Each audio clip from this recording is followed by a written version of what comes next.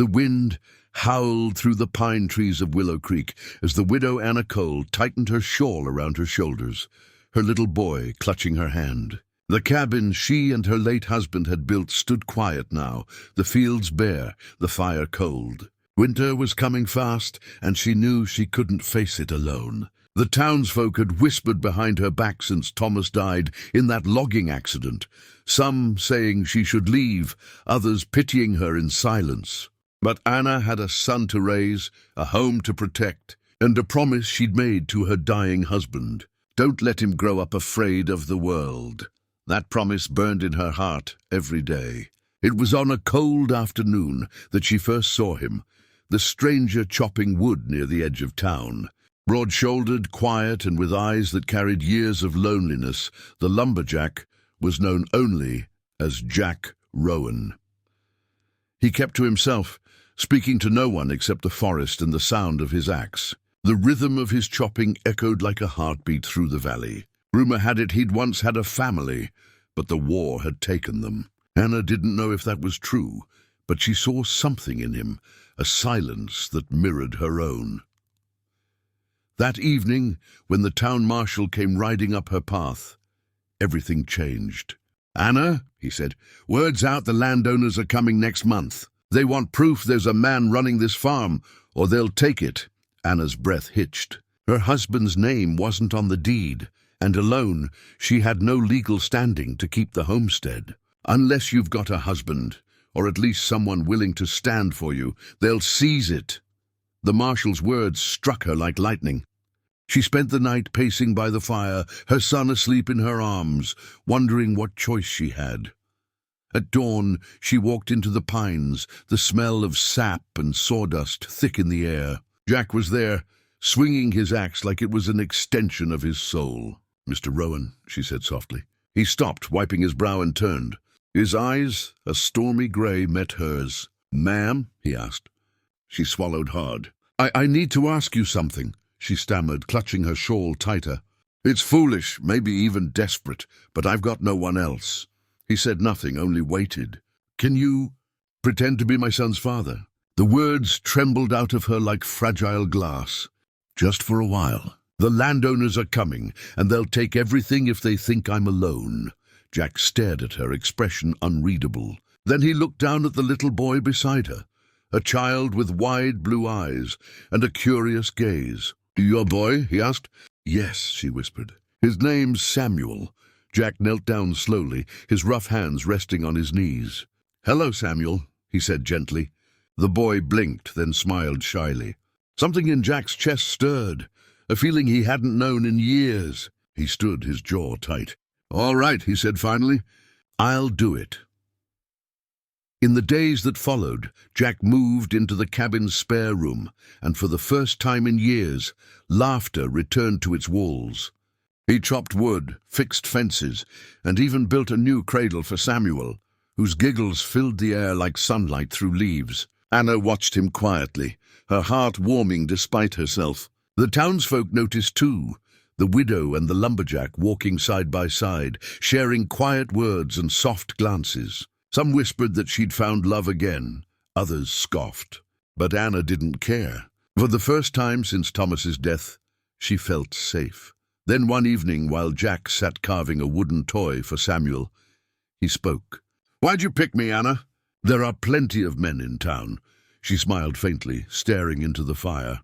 "Because you didn't look at me the way they do," she said softly. "You looked at me like you understood what it's like to lose something you can't get back." Jack's carving knife stopped mid-cut. He nodded slowly. "I did," he said, voice low. "I lost my wife and little girl during the fever. Haven't spoken much since."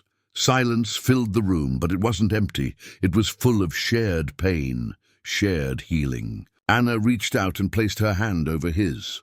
"You don't have to be alone anymore, Jack," she whispered.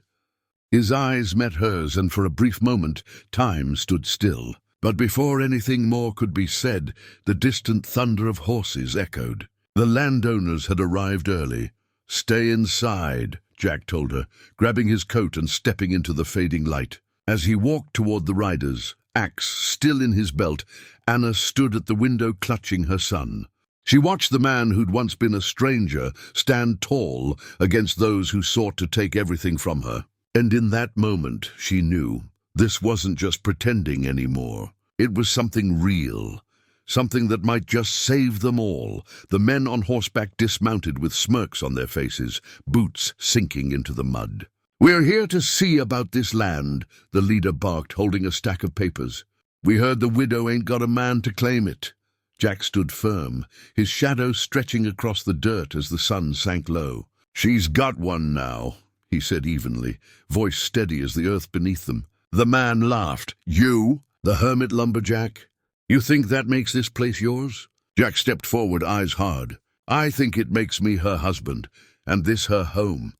Anna's heart pounded in her chest as she peeked from the doorway. The tension was thick, the air sharp. The man sneered, flipping through his papers. "You got proof?" he asked mockingly. Jack didn't answer with words. Instead, he turned and called out, "Anna!" She stepped out, Samuel in her arms. Her voice didn't shake when she said, "Yes, this is my husband. Jack Rowan, we run this land together." The men glanced at one another, surprised by the fire in her tone. For a moment, silence hung. Then the leader scoffed. "Fine. You got 30 days to file the papers in town. After that, if you ain't legal, we'll be back." When they rode off, the silence that followed was deafening. Jack stood still, his jaw clenched. Anna stepped closer, her hand trembling slightly. "You didn't have to do that," she whispered. He turned to her slowly. "I said I'd help you, and I meant it." The flicker of emotion in his eyes made her chest tighten. "But you risked your life," she began, but he cut her off gently. "You and your boy gave me something worth standing for again." Over the next weeks, they worked together like they'd always belonged. Jack taught Samuel how to carve wood. Anna mended his torn shirts and cooked by the fire. Each night laughter grew louder, and the walls of grief began to crumble. The snow came early that year, blanketing the world in silver. And one night, as the wind howled outside, Jack looked at Anna and said quietly, "You know, it doesn't have to be pretend anymore." Her breath caught.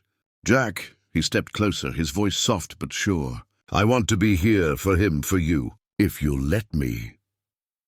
Tears welled in her eyes, not from sorrow, but from the breaking of something heavy that had weighed on her soul. She reached out, taking his hand. "Then stay," she whispered. "Stay with us." And he did. When spring came, the papers were signed for real, not under false names or for protection, but for love. The townsfolk stopped whispering. The boy had a father, and the widow had found her peace again. Jack rebuilt the barn that summer, his laughter echoing through the valley. Samuel followed him everywhere, calling him Pa without hesitation. And sometimes at dusk, Anna would stand by the porch watching them, her heart full. The man who'd once been lost in the forest had found his home in the sound of a child's laughter and the touch of a woman who believed in him. As the story of Anna and Jack spread through Willow Creek, it wasn't told as one of desperation, but of hope, of second chances, of what happens when two broken souls decide to rebuild together. People came to say that love doesn't always come softly. It sometimes comes in the swing of an axe, the whisper of a promise, and the courage to pretend until pretending becomes the truth. And as the sun dipped behind the pines one evening, Jack lifted Samuel onto his shoulders, grinning up at Anna. "You saved me," he said quietly. She smiled. "No, Jack, you saved us."